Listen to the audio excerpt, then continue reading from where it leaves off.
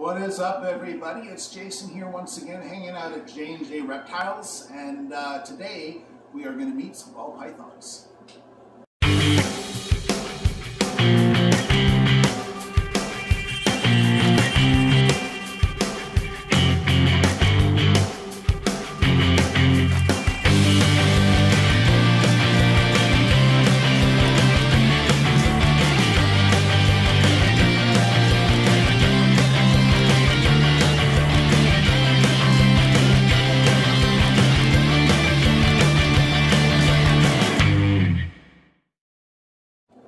So ball pythons, definitely the most commonly kept pet snakes for sure, and ones that we're constantly learning about, and ones that a lot of people are just constantly figuring out new genetics and new combinations, and it's hard even for me to wrap my head around sometimes. And the weird thing to me is how often snakes get a different name, and I look at it and I go, that's a ball python. So I have a normal little leopard ball python here. Let's learn about them. So this is a normal ball python that is 100% het for pied. We're going to meet some pied ball pythons later on in the segment, but basically that means that they are carrying the gene. So it's the same as parents. If both parents carry the gene for their child to have red hair or blonde hair, they're going to end up with a redheaded child. At the same time, if one is redheaded, typically that's a dominant gene, so you'll end up with a redheaded child, but not always. So it's really complicated, and I'm not the guy to do an entire video on ball python genetics, but this animal here does carry all the genes for pied. So there's things we're going to see later on. If you bred him to one of them, you would get pied ball pythons. But some of the other combos, you end up with different things. So out of 12 eggs, for example, if we bred him to the banana pied, you'll be meeting later on, you would get pieds, you would get het for pieds, you would get bananas, you would get banana pieds. So it can really be a crapshoot, because sometimes you can go through all the trouble of breeding them, having your eggs, they hatch, and you have a whole bunch of normal looking snakes that didn't create anything, or maybe you get lucky and you have a whole bunch of banana pieds, so it does vary. This guy is a baby, so not, they do get quite a bit bigger, but I do think a normal everyday ball python is a beautiful snake. Definitely for someone that's starting out. Unfortunately, there's so many ball pythons that are normals that people just kind of like ignore. They're really cheap, unfortunately. They're seen as disposable because they're not the pretty hets, white, yellow spot, genos, whatever, that people seem to want. So that's kind of a shame, because as much as I like some of the morphs of these snakes, they are beautiful just as they are. So this is why they are called ball pythons. This snake is curled up in a ball, which is a very common behavior. So this snake here, I'm going to see if I can coax him out of his ball, but this snake here is a leopard ball python. I have no idea what that means. I look at this and I just see ball python. So a lot of like the genetics or the different morphs or whatever are very, very subtle. I mean, what do you guys think? I mean, yes, you can see kind of a difference in sort of the patterning, and maybe it's a bit lighter. I don't really understand leopard. Like, I would expect a leopard pattern ball python to be yellow with black spots like the cat. It definitely is not. But, it is a pretty snake. Like, that's one thing, if you're not looking to breed and you just want kind of like a cool snake, it doesn't really matter whether it's a G-stripe or it's a pied or an albino or a het albino or whatever. Like, just enjoy your snakes, I think, is the most important thing that you can do, is picking one that appeals to you, that has a personality that you like, and bringing that one home and making it your new scaled friend. I have been obsessed with albinism in snakes since I saw a huge albino Burmese python as a kid.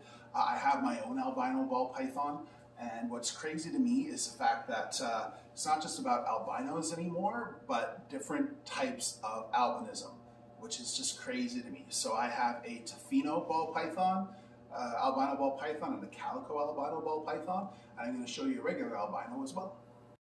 So we have a regular albino ball python, we have a calico, and or a tofino, and we have a calico. So you can see they are all different, even though they're albino. The tofino has a lot more of almost like a silver color in between its yellow.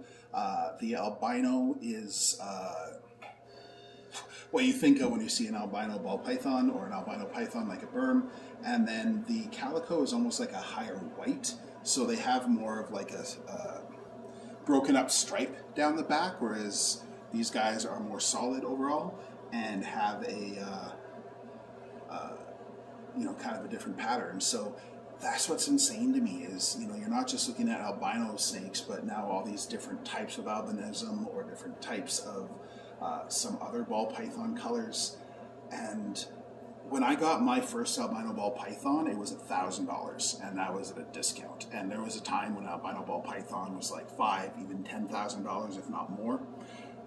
Now you can get a regular albino for $450, which is still a chunk of change compared to like a regular ball python that you can get for $25-50. But a lot of people think that ball pythons are like a get-rich-quick scheme, and that if you bought like 2 calicos or 2 tofinos or 2 pieds or silvers or whatever, that you're going to hit the jackpot. But the fact of the matter is if you do it properly, you're looking at 4 to 5 years before these snakes become big enough to breed. You've got to feed them that entire time and care for them. You don't entirely know what you're going to get. You might hit the jackpot, but albinism is also a recessive gene.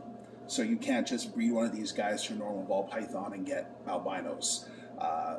But it's not a get-rich-quick scheme, and so many people get into breeding ball pythons and get out of it because they see at the reptile expos those big numbers, $500, $1,000, and they go, well, if I have 12 albino babies, that's $6,000 that I could sell them for, but everything that comes into it, it's not a big money maker, except for people that do it in high volumes.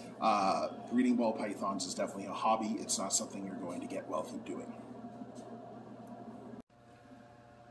I have known TJ, who's the current manager of J&J Reptiles, and his dad, Jim, who's the owner, for a long time. And I consider them both friends, but sometimes your friends are jerks and they're evil, and they try and convince you that you really need a silver, what is this?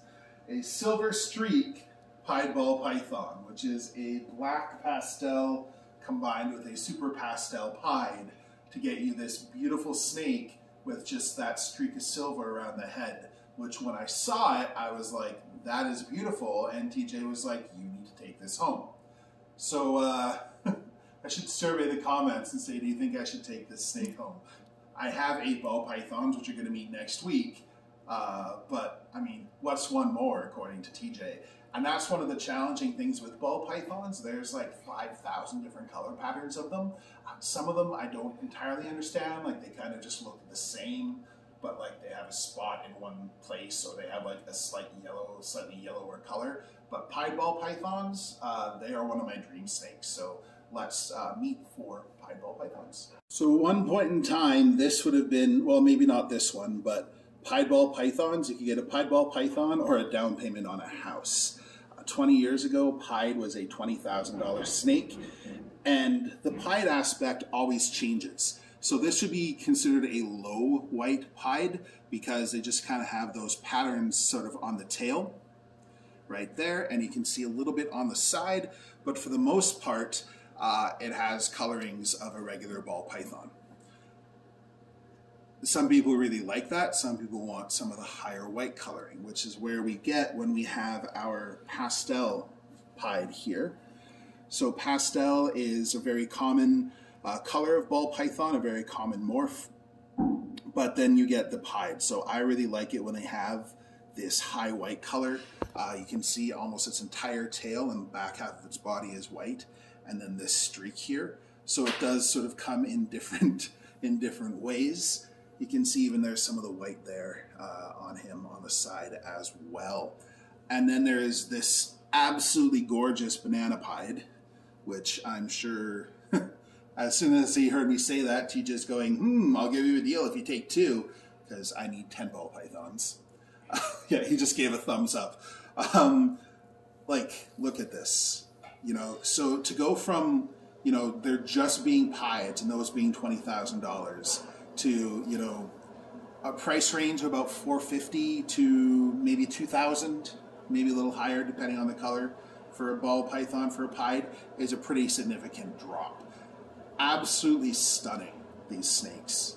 The color pattern, I've been fascinated with pieds forever, and I finally got one a couple of years ago because I kept watching the price kind of drop, you know, $1,500, $1,250, $900, and then $450, and I'm like, all right, I'm sold. So that's how I ended up with my pied ball python Piper.